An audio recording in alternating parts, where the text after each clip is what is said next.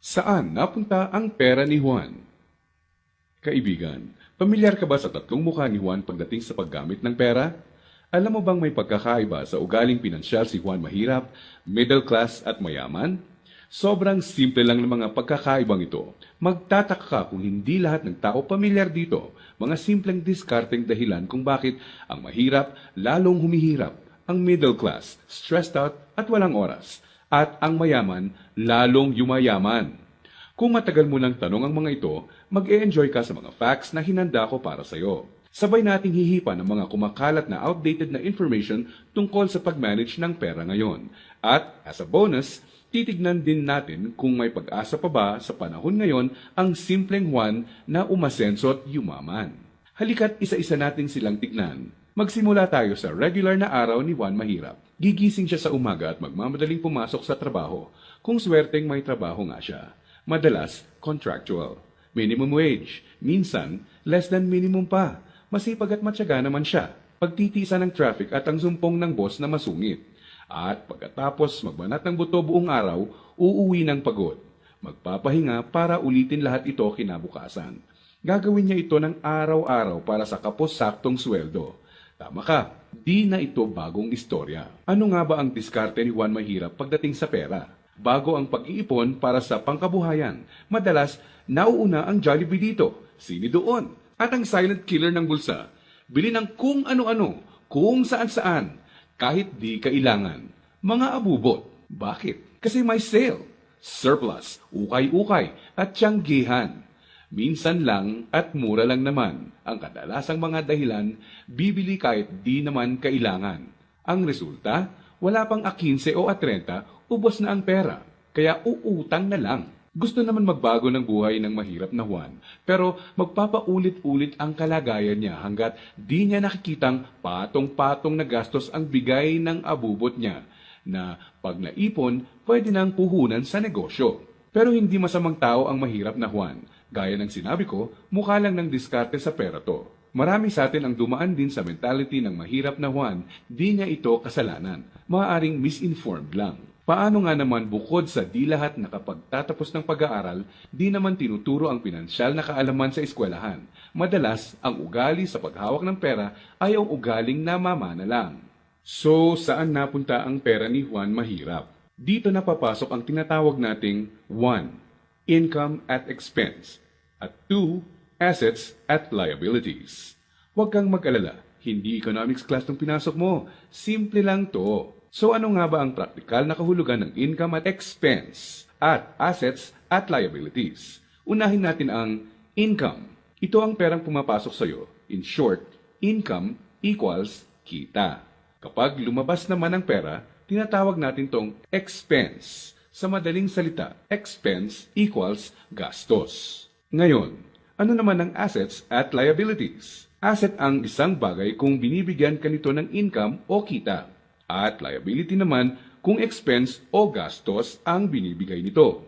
Balik sa tanong, saan napunta ang pera ni Juan Mahirap? Ang maikling sagot, madalas mas maraming expense o gastos kesa income o kita ang mahirap na Juan. Maaring sa sahod o maliit na extra lang siya umaasa para sa income, samantalang kaliwat kanan naman ang pinanggagalingan ng expense. Naloko na. May pag-asa pa ba ang mahirap na Juan? Malalaman natin yan mamaya. Ngayon, tignan muna natin ang behind-the-scenes kwento ni Juan Middle Class. Sa unang tingin, okay na okay ang lagay ng middle class na Juan. Ang totoo niyan, malaki ang tsansang mapagkamalan mo siyang mayaman. May bahay, may kotse, at nakikita mo silang nagbabakasyon minsan. At kung may bagong labas na gadget, mag-a-upgrade ang middle class na Juan. Pero ang di alam ng karamihan, marami dito ay promo, hulugan o utang sa credit card na buwan-buwan sa sweldo nakakaltas. So, saan napupunta ang pera ni Juan Middle Class? Ang maikling sagot, mas madaming liabilities, nagbibigay gastos kesa sa assets, ang binibili ng middle class na Juan. Imbes na investments na gagawa ng income, nauuna sa listahan niya ang paggagamitan ng pera, ang upgraded na lifestyle. Gusto niya ang convenience at quality sa buhay. Tingnan nating halimbawa to. Kung traditional economics ang pagbabasehan, ang kotse at bahay ay madalas na sinasabing assets. Sa praktikal na buhay ni Juan, masasabi nating outdated na ang pananaw na to. Sa definisyon natin ng asset, ang isang bagay ay asset kung gumagawa ito ng income. Pero madalas, pagka down payment mo ng kotse, bahay o alahas, money out agad. Sa mga susunod na buwan, may babayaran ka ulit at huwag mong kakalimutan andyan pa ang insurance at tax. Money out nga naman, liabilities. Ang kotse ay nagiging asset lang kung nakakatulong siya ng gumawa ng income. Halimbawa na lang kung gamit sa negosyo. Ang bahay ay pwedeng maging asset kung paparentahan mo ito, lalagyan ng mga produkto sa negosyo or storage. O di kaya'y kung nagba-buy and sell ka ng bahay at mabibenta mo to ng mas mahal. So bakit walang oras at stressed out si Middle Class 1? Para mabayaran ang mga liabilities, kailangang mag-overtime, kumuha ng mas maraming trabaho at maghangad na ma-promote ng middle class na Juan kung siya ay empleyado. Para sa mga professionals at self-employed, kailangan nilang kumuha ng mas maraming kliyente o projects. In short, kailangan nilang ibenta ang oras at skills nila ng higit pa sa ginagawa nila dati nung wala pang liabilities para kumita ng mas malaki. Tulad ng kalagayan ng isang doktor. Kung hindi niya sisiputin ang pasyente niya, wala siyang kita. Dito mo na makikitang may lumalamon na sa oras ni Juan Middle Class. May mga celebrations sa family at friends ang di na niya ma-attendan. Kaliwat ka ng stress na ang kapalit ng upgraded lifestyle ni Middle Class 1.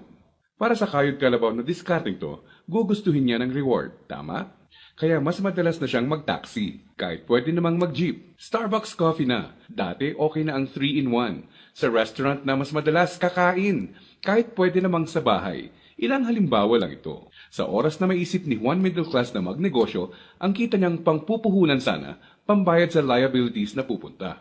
Kung tatanungin mo siya kung anong gusto niyang baguhin, madalas sasabihin niyang ibalik sa kanya ang oras niya. Mabait si Juan Middle Class. Gusto niya ng maganda at komportableng buhay para sa pamilya niya. Magaling din siya sa trabaho o sa propesyon niya. Sa kasamaang palad, pagdating sa pinansyal na mindset, may outdated advice at information siyang dala. Ang dating akala niyang assets ay liabilities na pala. May pag-asa pa ba si Juan Middle Class? Malalaman natin yan ilang sandali lang. Ngayon, tignan muna natin ang sikreto ni Juan Mayaman. Alam mo ba na madaming Juan Mayaman ang mga self-made? Ibig sabihin, bunga mismo ng sariling pagod, sakripisyo at tiyaga ang tinatamasa nilang tagumpay. Simple lang kung susumahin mo ang lifestyle niya, may time and financial freedom. Maluwag ang buhay kung may kailangan. Choice sila kung ano ang sasakyan nila, saan sila titira, sino ang makakasama at makakatrabaho nila, kailan at saan sila magbabakasyon, at iba pa. In reality, mas madami din silang tsansang makatulong sa kapwa, gaya ng pagdodonate sa charity at pagsali sa outreach programs. Balik tayo sa tanong, saan napunta ang pera ni Juan Mayaman? Kapag may perang hawak si Juan Mayaman, sa asset niya ito dinadala. At sa asset na ito ay kikita pa ng mas maraming pera para sa kanya. At ano naman ang gagawin niya sa bagong kitang ito? Tama ka, i-invest ulit niya sa ibang asset pa. Ano ba ang mga examples ng asset na ito? Andiyan ang investments, apartment, or kotseng pinaparenta, ang edukasyon, seminar, tradings at iba pa na magtuturo sa iyo ng skills na kaya kang bigyan ng kita ay asset din. Sabi nga ng isang bumper sticker, if you think education is expensive, try ignorance. Ibig sabihin, kung tingin mong mahal ang edukasyon, subukan mo ang kamangmangan. Assets din ang mga negosyo, lalo na ang mga kumikita ng passive income. Paano ba napagtatrabahuan ni Juan Mayaman ang kanyang time and financial freedom? Ang sikreto? Passive income at leverage. Sa practical na ibig sabihin, ang passive income ay income na pumapasok kahit tapos na ang malaking parte ng trabaho mo dito. Konting oras na lang ang kailangan ni Juan Mayaman para i-maintain ang asset niya. Kahit natutulog siya, pumapasok pa rin ang kita. Hiramin naman natin kay Robert Kiyosaki ang ibig sabihin ng leverage. True leverage is the ability to do more and more with less and less.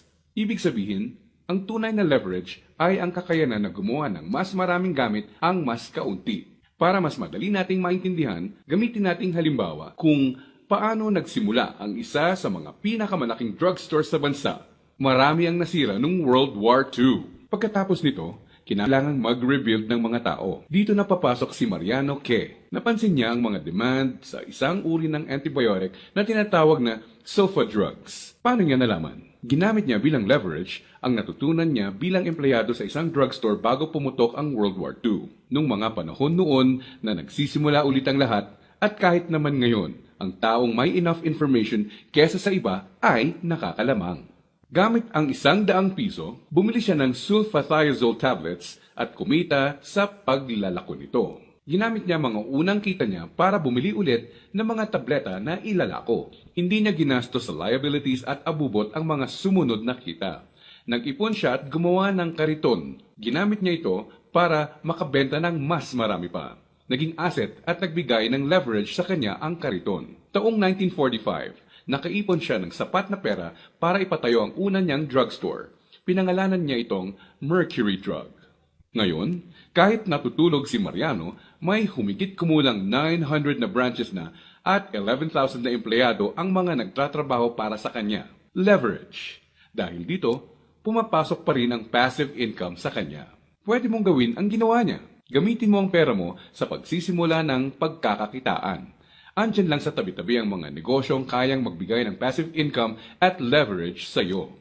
Gaya na lang ng experience ko. Di ko inakalang isang maliit na flyer lang na inabot sa akin sa mall ang magiging tulay para sa isang negosyong nagbibigay passive income at leverage sa akin. Naging ugali ko na i-prioritize sa mga pagkuha ng assets bago liabilities. Ano ang konklusyon natin ngayon na magpapayaman sa iyo?